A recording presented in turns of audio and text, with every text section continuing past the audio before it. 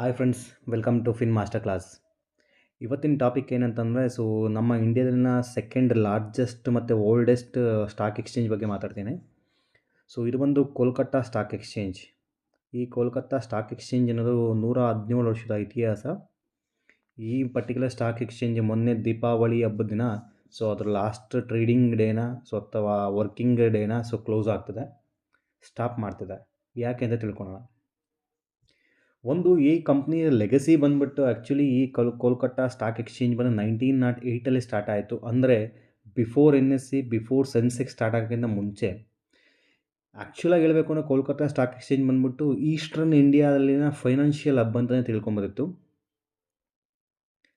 ಇದು ಫಾಲ್ ಆಗೋಕ್ಕೆ ಕಾರಣ ಏನಂತಂದರೆ ಈ company particular Kolkata stock exchange last trading stop ಮಾಡಿರೋ 2013 ಸ್ಟಾಪ್ ಆಗಿತ್ತು ಆಪ್ರೇಷನ್ಸು. ಬಿಕಾಸ್ ಸೆಬಿ ಒಂದು ಅಲಿಗೇಷನ್ಸಿಂದ ತೊಗೊಂಬಂದು ಅಲ್ಲೇನಾಯಿತು, ಸಸ್ಪೆಂಡ್ ಮಾಡ್ತು ಆಪರೇಷನ್ಸ್ನ ಮತ್ತು ರೆಗ್ಯುಲೇಟರಿ ಲ್ಯಾಬ್ಸ್. ಅಂದರೆ ರೆಗ್ಯುಲೇಟ್ರಿಗೆ ಏನೇನು ಬೇಕು ನಾಮ್ಸು, ರೂಲ್ಸು, ರೆಗ್ಯುಲೇಷನ್ಸು ಫಾಲೋ ಕರೆಕ್ಟಾಗಿ ಮಾಡ್ತಿಲ್ಲ ಅಂತೇಳಿ ಅಲ್ಲೇ ಟ್ರೇಡಿಂಗ್ನ ಸ್ಟಾಪ್ ಮಾಡೋದಕ್ಕೆ 2013 ಆರ್ಡರ್ ಮಾಡ್ತು.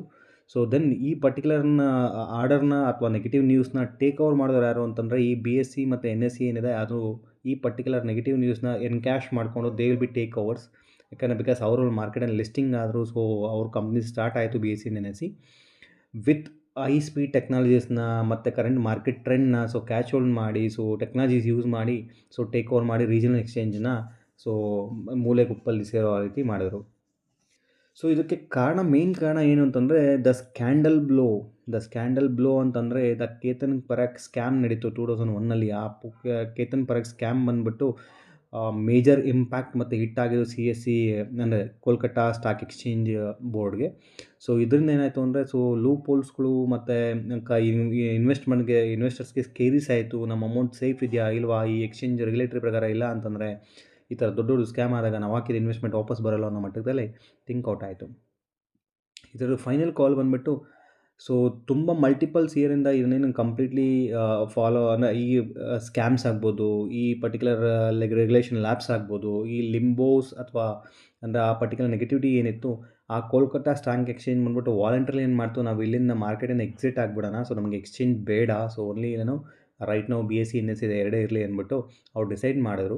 117 ವರ್ಷದ ಹಿಸ್ಟ್ರಿ ಬಂದುಬಿಟ್ಟು ಇವಾಗ ವಾಲ್ ಸ್ಟ್ರೀಟ್ ಅಂತ ಏನಂತ ನಾವು ಅಂತೀವಿ, ಇಲ್ಲ ದಲಾಲ್ ಹೌಸ್ ಅಂತ ಏನು ಕರಿತೀವಿ, ಆ ಫ್ಲೋರ್ಸ್ ಎಲ್ಲ ಕಂಪ್ಲೀಟ್ಲಿ ಸೈಲೆಂಟ್ ಆಯಿತು. ಆ ಪರ್ಟಿಕ್ಯುಲರ್ ಏನು ಬಿಲ್ಡಿಂಗ್ ನೋಡಿದ್ರೆ ಆ ಬಿಲ್ಡಿಂಗಲ್ಲಿ ಏನು ಟ್ರಾನ್ಸಾಕ್ಷನ್ಸ್ ನಡೀತಿತ್ತು ಕಂಪ್ಲೀಟ್ಲಿ ಸ್ಟಾಪ್ ಮಾಡಿದ್ರು. ಸ್ಟಾಪ್ ಮಾಡಿ ಅನೌನ್ಸ್ ಮಾಡಿದ್ರು ಕ್ಲೋಸರ್ ಆಫ್ ದ ಮಾರ್ಕೆಟ್ ಅಂತ. ಕ್ಲೋಸರ್ ಮಾರ್ಕೆಟ್ ಮಾಡಿ ಇಂಡಿಯನ್ ರೀಜನಲ್ ಎಕ್ಸ್ಚೇಂಜ್ ಎರಾ ಏನಿತ್ತು 117 ವರ್ಷದ ಹಿಸ್ಟ್ರಿ, ಈ Kolkata stock exchange completely close ಆಯಿತು ಮೊನ್ನೆ ದೀಪಾವಳಿಗೆ. ಇದು ಬಂದು ನಮ್ಮ ಕೋಲ್ಕತ್ತಾ ಸ್ಟಾಕ್ ಎಕ್ಸ್ಚೇಂಜ್ನ ಮಾಹಿತಿ ಹಾಗೂ ಹಿಸ್ಟ್ರಿ. ಈ ವಿಡಿಯೋ ನಿಮಗೆ ಇಷ್ಟವಾದಲ್ಲಿ ಲೈಕ್ ಮಾಡಿ, ಸಬ್ಸ್ಕ್ರೈಬ್ ಮಾಡಿ. Thank you so much.